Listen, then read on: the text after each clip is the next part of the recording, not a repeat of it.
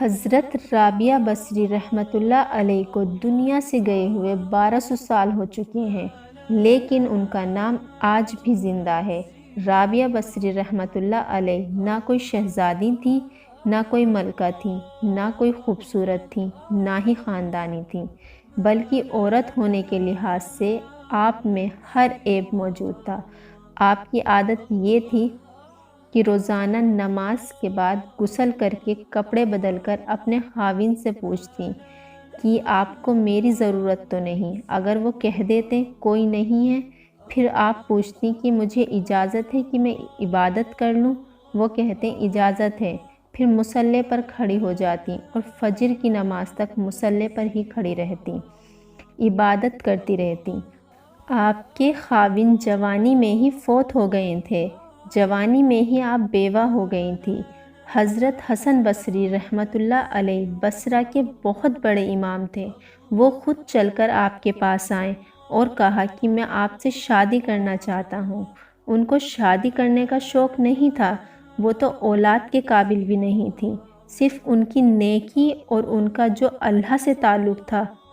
آپ کو یہ لالچ ہوا کہ یہ میری بیوی بنے تو شاید ان کے طفیل میں میری بخشش ہو جائے۔ آپ خود شادی کا پیغام لے کر رابعہ بصری رحمۃ اللہ علیہ کے پاس گئے اور کہا کہ میں آپ سے شادی کرنا چاہتا ہوں۔ رابعہ بصری رحمۃ اللہ علیہ نے کہا کہ میری 4 باتوں کا جواب دے دو تو میں آپ سے شادی کر لوں گی۔ حضرت حسن بصری رحمۃ اللہ علیہ نے کہا کہ بتائیں۔ تب آپ بولیں کہ میں جنتی ہوں یا دوزخی؟ کہنے لگے یہ میں کچھ نہیں بتا سکتا۔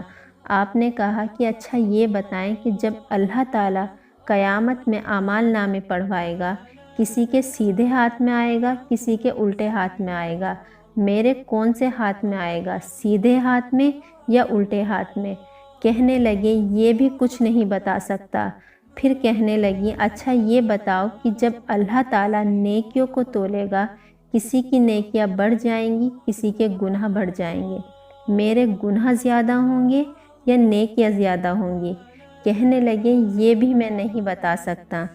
پھر آپ نے کہا کہ اچھا یہ بتاؤ کہ جب لوگ پلسرات سے گزریں گے تو کوئی پار نکل جائے گا تو کوئی گر جائے گا؟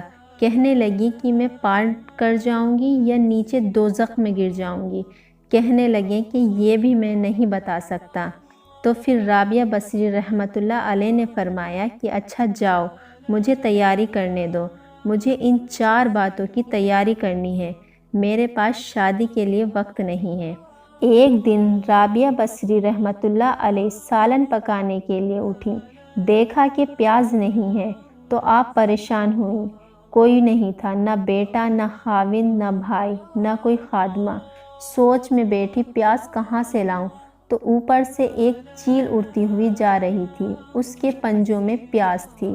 جب وہ اوپر گئی تو اس کے پنجوں سے پیاز چھٹی اور سیدھا رابعہ بصری رحمۃ اللہ علیہ کی گود میں آ کر گری۔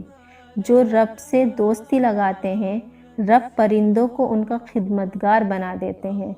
جو اللہ سے دوستی کر لیتے ہیں، اللہ ان کے لیے دنیا مسخر کر دیتا ہے۔ رابعہ بصری رحمۃ اللہ علیہ کا انتقال رات میں ہوا تو اپنی خادمہ سے کہا بس 2-4 آدمی کو بلوا کر مجھے جلدی سے دفن کر دینا، کسی کو نہ بتانا، صبح لوگوں کو بتا دینا، اور مجھے کفن دینا اس چادر کا جس میں میں تہجد پڑھا کرتی تھی۔ تو انہوں نے راتوں رات دفن کر کے صبح اعلان کرا دیا۔ سب میں شور مچ گیا کہ بتایا کیوں نہیں۔ پھر اگلی رات ان کی خادمہ نے آپ کو خواب میں دیکھا، سبز لباس پہنا ہوا تھا، حسن و جمال میں تھیں، چہرہ چمک رہا تھا۔ پوچھا آپ کے ساتھ کیا ہوا؟ کہا کہ میرے اللہ نے میرے ساتھ بہت عمدہ معاملہ کیا۔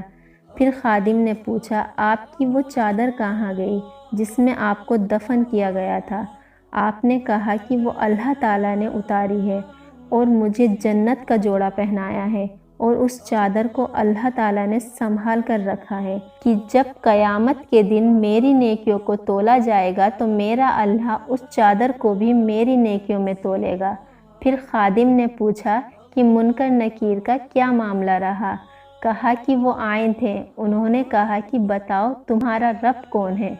میں نے کہا جس رب کو میں 40 سال نہیں بھلا سکی اس رب کو 4 ہاتھ زمین کے نیچے آ کر کیسے بھول جاؤں گی۔ پھر منکر نکیر نے کہا کہ اب آگے کیا حساب لینا، اور وہ واپس چلے گئے۔